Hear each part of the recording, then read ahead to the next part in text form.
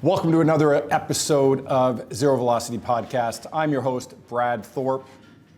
Today, we're talking about isometrics for injury prevention.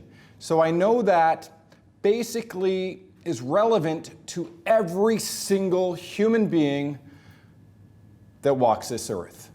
And why do I say that? Because who the hell wants to be injured? And when we look at what we either A, don't do, or what we do, the probability of you being injured at some point in your life is so ridiculously high, like I'm gonna say it's almost at 100%. Everybody I know who's a personal trainer, an athlete, a recreational fitness enthusiast has been injured at some point in their life, and it usually is a result of the activity that they love. You know, a couple years ago, North America really got into this whole yoga craze. Guess what happened? They weren't feeling all kumbaya and, like feeling the love. They were feeling nerve damage. Do you want to know why? Because they were stretching too far. They were progressing too fast. They didn't think about the activities and the negative sides. And I don't want to be Debbie Downer or Karen, as I guess the modern term is calling everyone these days. But I want to be here and I want to tell you something. Dynamic exercise and dynamic movement is the number one reason people get injured doing the activities they love. And I'm not here to say don't do them. That is not what this episode's about. It is definitely not that. What I want to tell you is that isometric-based exercise and isometric-based strength training can help reduce the risk of injury related to dynamic movement and dynamic exercise. And we'll throw the whole thing into this world and we'll also say sport. And why do I know this?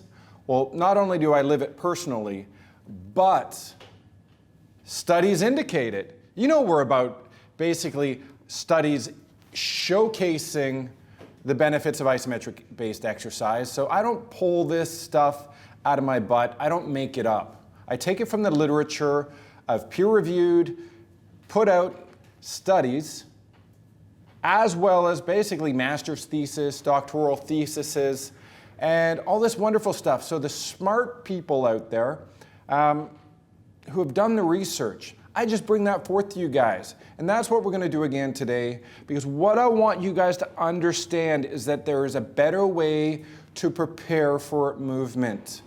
Because once you start moving, and it doesn't matter the activity, you are no longer preparing for the activity. You're actually just practicing movement. That's all it is. And all your compensatory movement patterns that you traditionally go through are going to put you at risk. Now here's the unfortunate truth. Dynamic motion accelerates degenerative change if you have asymmetrical joint movement patterns. Now, what did I just say? What I said is, well, high repetition stuff is going to screw you up faster. And it's about those repetitions that really kind of matter. I'll give you a scenario. New jogger signs up for a 5K run clinic, right? So 5 kilometers basically is 5,000 meters.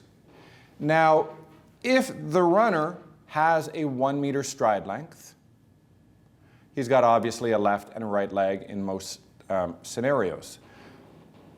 All of a sudden what happens is if that guy's got a 1 meter stride length, he's going to do 2,500 reps on his right leg and 2,500 reps on his left leg. And if all of a sudden you're looking at it and going, well, if right side and left side aren't the same, they don't have that same distance, let's say their spine is slightly rotated, right? Let's call that a scoliosis. Let's say their pelvis is misaligned. Let's say one of the shoes are worn down a little bit different. So you guys know what I'm talking about. So all of a sudden those 2,500 repetitions aren't going to be the same on each side. Now, if I sort of say, hey, we're going to change the story a little bit. Hey, newbie exerciser, what about 2,500 push-ups? So we know Michael. We'll just use his name. If Michael walked up here and I said, hey, Michael, you're new to exercise, or you're new to sport, or you're new to basically just looking after yourself. Let's do 2,500 push-ups. I think Michael's probably going to look at me and say, Brad, that's unattainable, and I'm probably going to be injured.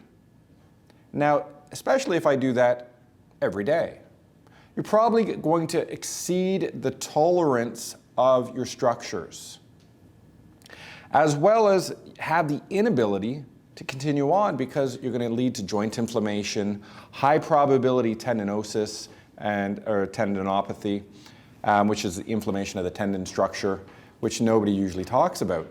So one of the things that I want to talk about with isometrics, first foremost, it reduces the total rep count that an athlete or a human has to do in order to prepare for the activities you love to do.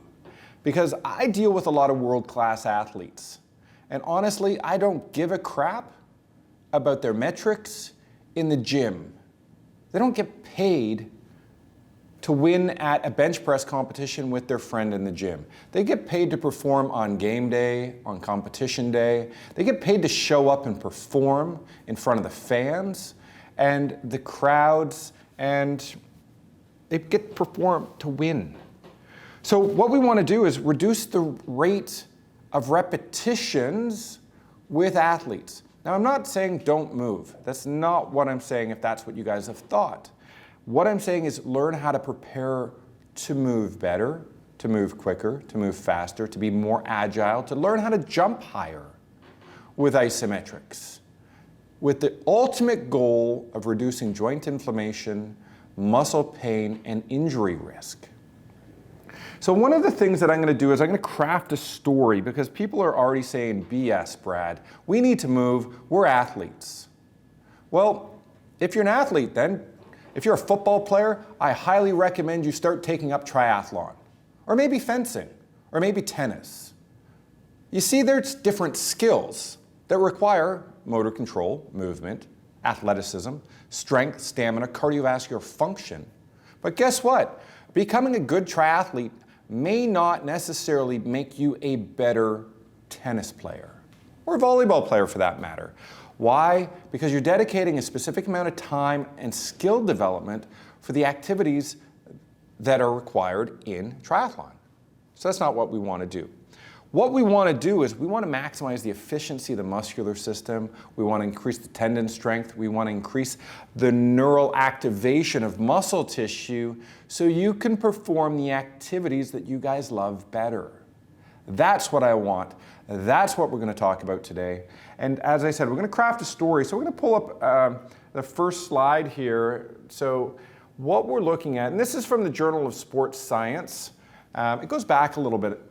And I'll just read sort of the conclusion here. So in conclusion, training isometrically at 4 angles produced significantly greater gains in isometric strength across a range of angles, but similar gains in isokinetic dynamic strength in comparison to dynamic training. The greater isometric strength gains could be due to a residual angle specificity effect, or perhaps more likely, the greater absolute torque involved with isometric training. So if you're an athlete, well, if I can get the same benefit from strength gains doing isometrics, why would I put myself at risk? Now, interestingly, when you're looking at that, you also get greater gains of isometric strength, which, when you're looking at the architecture of an injury, let's say I get body checked in hockey. So what happens during a collision? A guy runs into me, and if I have an inability to contract my muscle structure instantly and form an isometric contraction, I actually get pushed off my position. I get displaced. That might be the difference between me falling, me going into the boards, if we're still the state of this hockey analogy. But I get pushed off the puck, and all of a sudden that's a turnover, there's a breakout going the other way, I may lose the game, but more importantly, I might get injured because I slammed into the boards. I didn't have the ability to respond instantly to that muscle contraction. Now, because we're talking about hockey, things that we have to think about, because it's, and it should be, and it is, and it should always be one of the buzzwords, concussions. We'll discuss that later. But one of the things that we're also going to talk about is, yeah, Brad, that's great. I need to be strong. But what about I need to work on explosive power, right? I got to be able to jump higher, run faster, do all this really cool stuff that athletes do. Okay, cool. So let's look at the next slide. So let's bring that up. So here we go, explosive isometric training. So what does that mean? It means rapid contractions in an isometric-based format. So that would be like me pushing down here going, go, go, go, go, go, go, go. So there's not much displacement or change in joint position, but there's massive amounts of force being developed, neurological activation, go, boom, I got a fire on demand. It's like adding nitrous to your gasoline. It's just like, boom.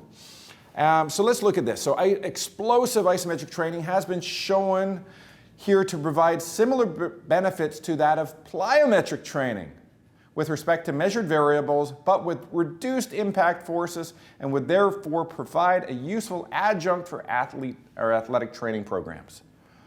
Damn! You just hear that? Explosive isometrics produces similar results to plyometrics. You know what plyometrics are? That's that dumb shit that injures people. Athletes, for the most part, their whole sport is isometric in nature. That's like rapid jumping. So if I just jump back here, so I'm like jumping, I'm doing all this kind of crazy stuff. And you say, I'm just jumping up and down. Well, yeah, but now if I come here and now I'm going to do a drop stump. So I'm here and I jump down and reaction time. Well, there you go, that's plyometrics. Guess what? Isometrics does just as much as that and then some. Oh yeah, because it doesn't injure you. And you're an athlete. Remember that. You don't want to be injured, do you? Let's see, athletes on game day want to be injured. I have never spoke to a single athlete in my life that wants to be injured on game day. So stop hurting yourself in training. Do something smarter. If I'm fired up, it's because people are losing their careers and their livelihoods. And we're spending a damn fortune on injured athletes in this country. It's totally 100% preventable. It's ridiculous. So anyways, this is how great isometrics are.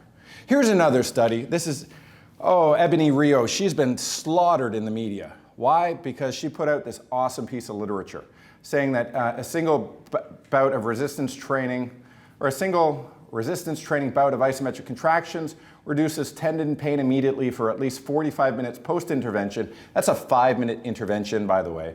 And increased maximum voluntary isometric contraction strength by 18.7%. Whoa. So what we're saying is we can increase strength, we have the ability to increase the explosiveness, and now what we're also telling you is we have the ability to reduce pain for 45 minutes.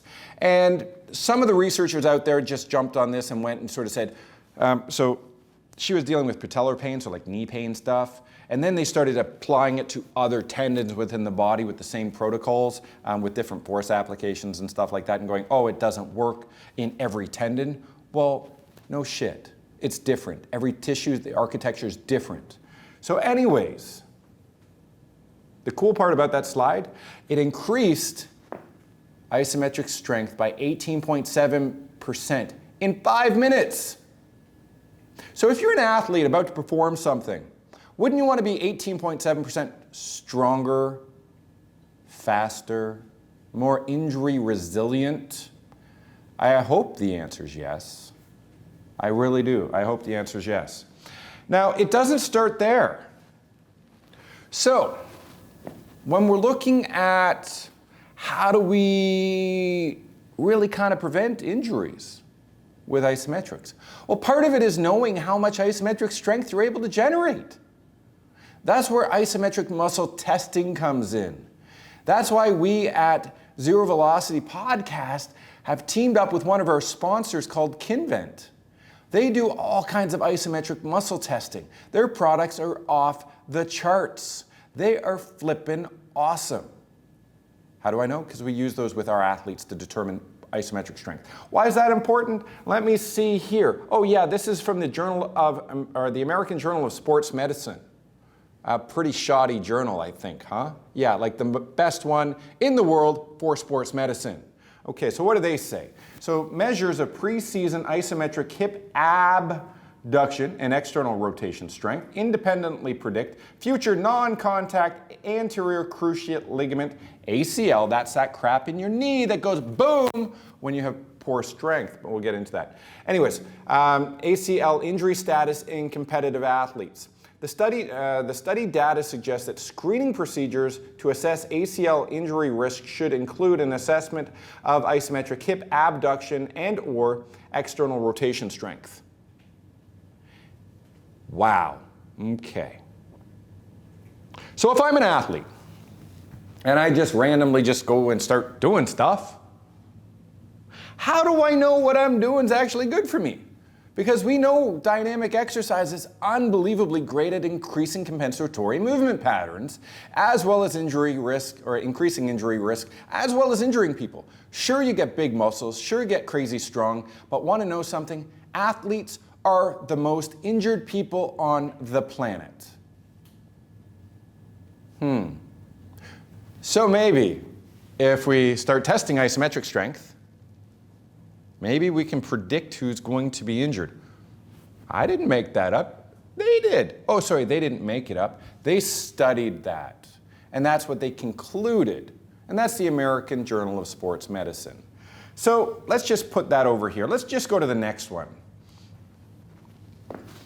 Oh, these findings suggest that isometric training may be an important addition to ACL injury prevention programs. Cool. So a different study, and that's going through the Journal of Electromyography and Kinesiology, and that's going back to 2014. So I mean, it's a little bit dated now. It's 7 years old, but this is the first time you've ever heard about it.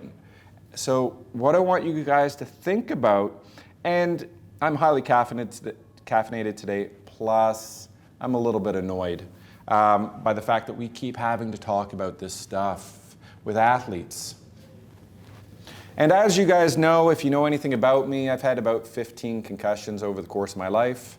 As I'm getting older, those numbers seem to get higher, and I'm starting to forget when I have actually had some of them. But one thing I know is I'm not having a lot of headaches anymore since I dedicated my life to isometrics. And I know that's kind of a personal story, but I stopped doing a lot of the stuff that was actually causing me to have headaches. Which was that sort of movement-paced stuff like running, right? So you think about all that shifting in your brain just being sloshed around in that skull. But here we go, if we look at this, and this is from the Journal of Athletic Enhancement. Higher short latency isometric neck muscle tension developed prior to impact can lower magnitudes of post-impact kinematics of the head. What does that mean?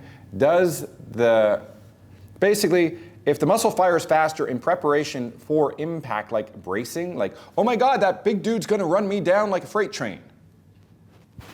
I can tighten up things. And when he runs me over like a freight train, because this is tighter, it responds better so it doesn't slam off the back of the ground, slam off to the front. And what happens inside with your brain, it's kind of like, you guys know what inertia is. It's a consequence of accelerated motion. Now, that brain has a massive inertial effect when big, huge dude takes me out. My brain goes forward, and then it slams into the front of my brain. And then I hit the ground, and then the brain slams off the back of my brain. And that's not good. And then what do? Well, if it's a severe concussion, maybe you throw up, you do some stuff, or you have some headaches for about 4 or 5 years, which is not good. But one thing that we want to look at, if we jump back to that study here, so therefore strength training programs that facilitate increased gains in short latency rate of isometric force development may be an important component of neck strength training programs to lower the risk of concussions.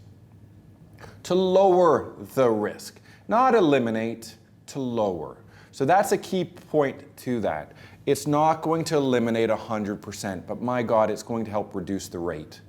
And for somebody who is an athlete, it is vital, I mean vital, to strengthen up your neck.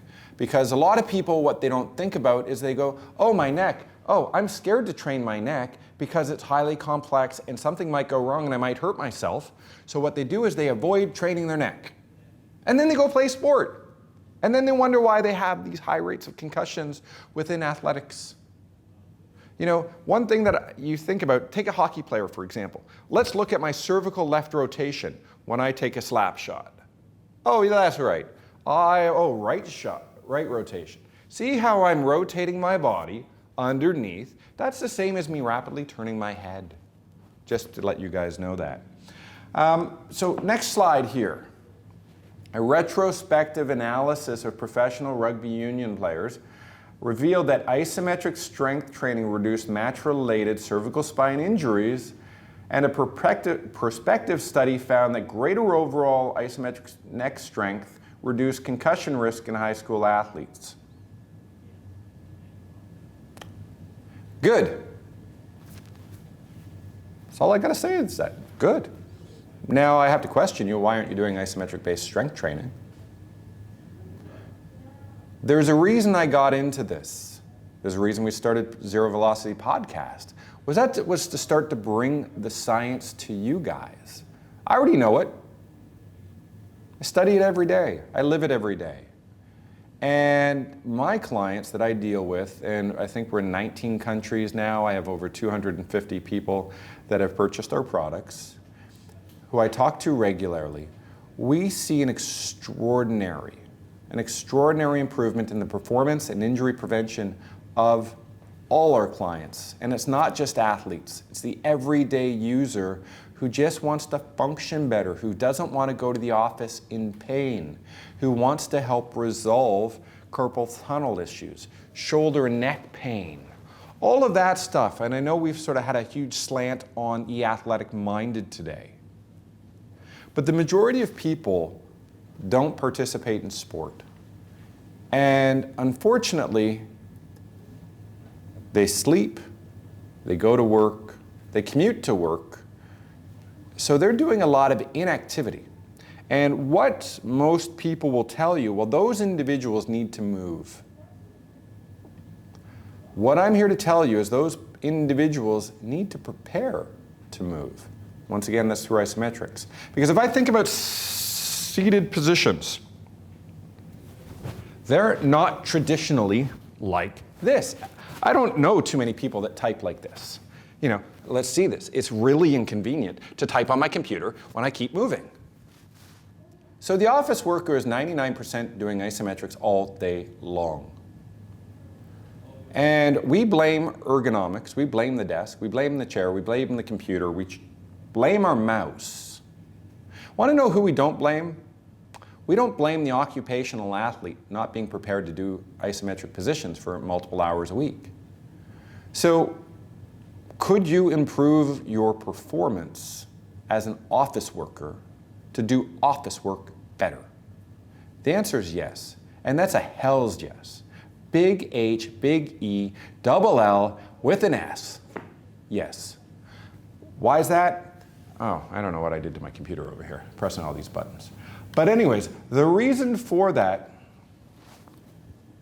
is you sit there statically all day. You're here.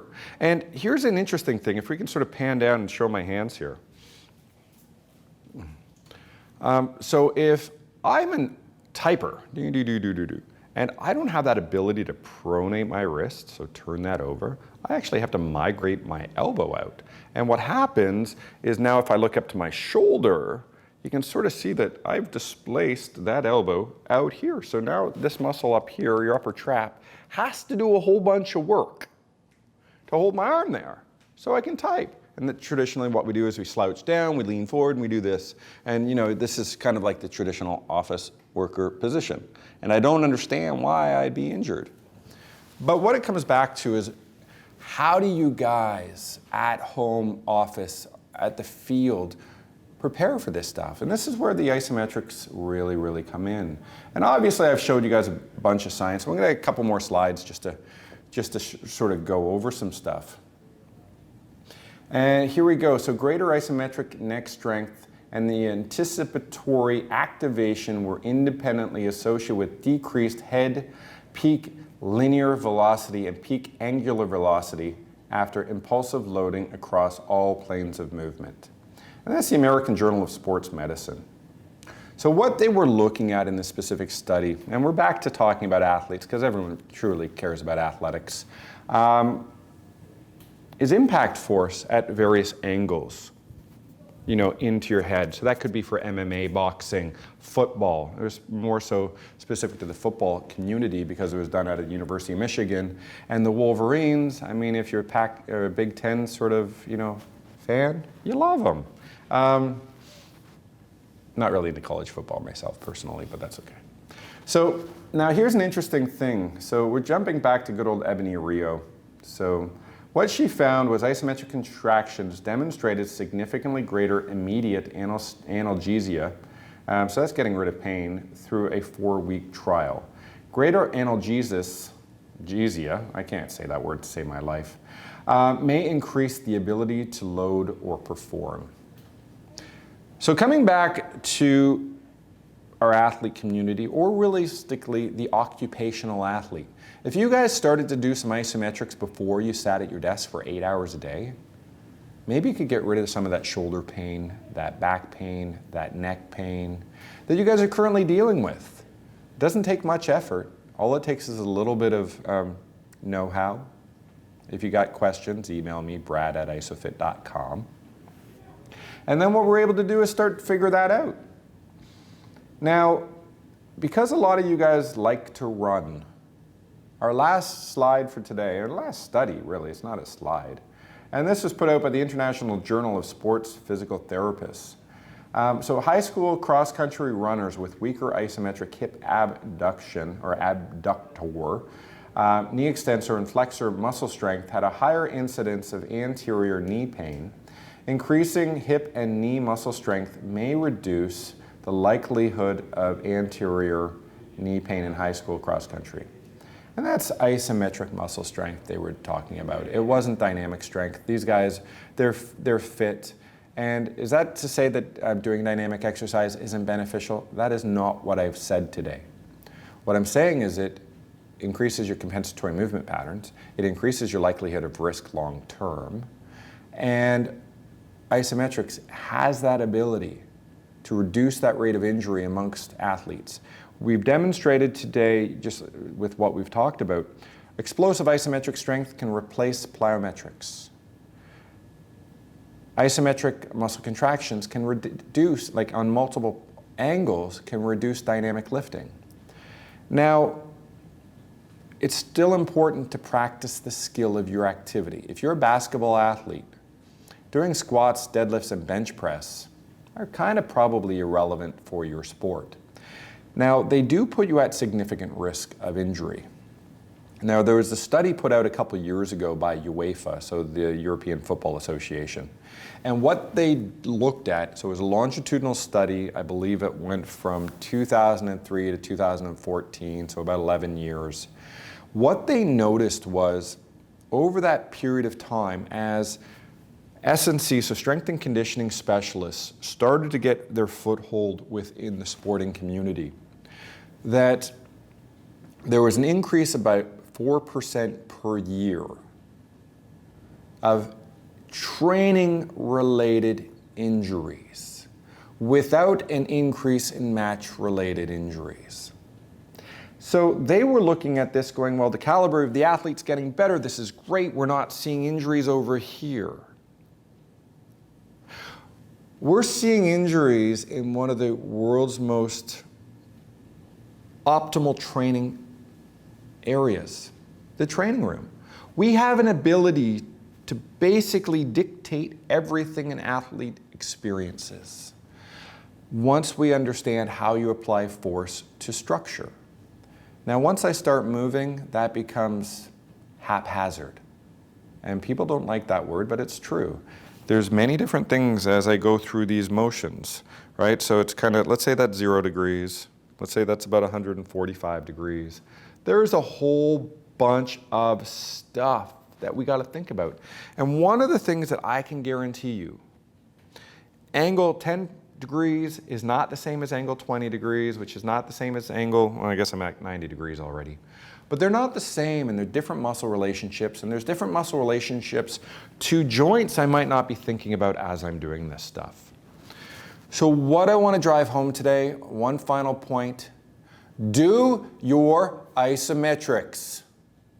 Peace out. Thanks for joining me for Zero Velocity. Thanks to my sponsors, Kinvent, and I love their stuff. Why am I drawing a blank? I'm totally drawing. Doug, you're killing me here. Zenkai Sports. That's one of those concussion things, I think. Check these. These are the best socks. I mean, see these socks? I've had these socks for 1.5 years. They still got great tension. Doug, you're a genius. You zoom in on those things. And look how stylish they are, man. Zenkai Sports in the house. There we go. 1.5 years. Look at this. They still got their soul and elasticity. Peace out.